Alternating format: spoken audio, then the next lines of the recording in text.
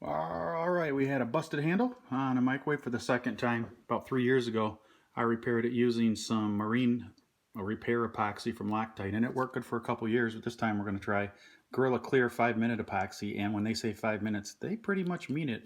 About 5 minutes time, it turns into snot right in your hands, so you've got to get it mixed, you got to get it applied. They wanted 45 bucks for a new handle. There's no way I'm going to throw 45 bucks at a 15-year-old microwave. Whirlpool microwaves, although they're made in China, this thing has been bulletproof. But the handle broke, and I think, you have kids and they think that this is very similar to something they would grab on a playground and yank on. But we went ahead and put the epoxy on, and it worked out fine. Now, the rest of the video is going to be just me mixing up epoxy and applying it, wearing gloves, and all the other stuff that you have to do when you're working with this stuff. It worked great. I would use it again. It doesn't smell as bad as some of the other epoxies. Some of the other epoxies smell really obnoxious. This stuff was slightly obnoxious. So the rest of the video will be me applying the epoxy to this microwave handle. Take a look at the product. Open her up here a second.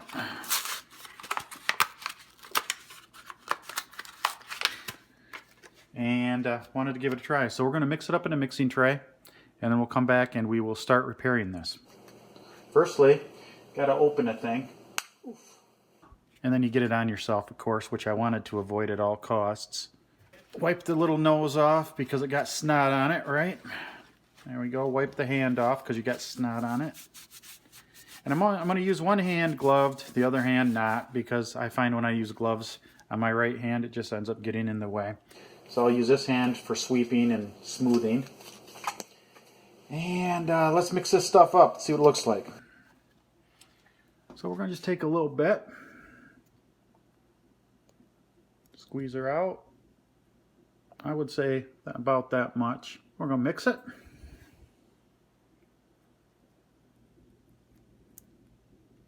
It's really not hard to mix at all. Not a bad consistency, not hard to mix. Now again, this is 5 minutes, so you don't have time to screw around really. This is actually a really nice container to mix it in because the mixing paddle actually contours to the edges right here. So it works really nice. It gets a good mix. So we've got a little blob of it. Put it in there. And I'm fully expecting for it to dribble around here and fill in that cavity underneath this cover and down into this framework. So I'm going to put a little bit of excess in there. See that? And then I'm also going to kind of do that, give that some. There we go. See how it slobbed out of there? That's kind of what I wanted. So I'm going to wipe its nose, little precious nose. Now we're going to take our clamp, simple radiator clamp, tighten it down, just like that. I'm going to get a little closer actually to the actual repair. We're halfway done. What I wanted to do was to clamp that down tight. And also, let's see if we can see this, you can see that movement right here. It's also broken. So we're going to take a little bit of the epoxy and go around. Now this is where the little finger is going to come in. I'm going to use my finger to kind of smooth it around. So I'm going to grab a wad of this snot here, like that, and just go around it, just like that. And I'll wipe it in just a second. But we got to move our ass a little bit because this is going to set up on us. So, we could take a razor blade because I have a feeling, I've never used this product before, but I have a feeling that it's going to get like a rubbery consistency before it totally hardens. So, let's wipe the finger off so we don't get this all over the place. And let's get another piece of paper towel. Now you don't have to be mantic running around because this is a 5-minute epoxy. You can take your time, but you can't take all your time. But this worked out really nice. I'm going to wipe off my paddle so I can use it again.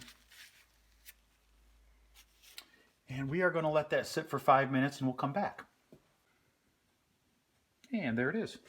I really like the Gorilla epoxy. It worked really nice. And what I also like about it, is I have a chunk here, is it still remains somewhat flexible after you mix it up, it's still pretty flexible stuff. It doesn't break very easy. So that means it's probably going to have a lot of adherence to both surfaces, stainless steel and to plastic. Worked out nice, didn't smell too bad.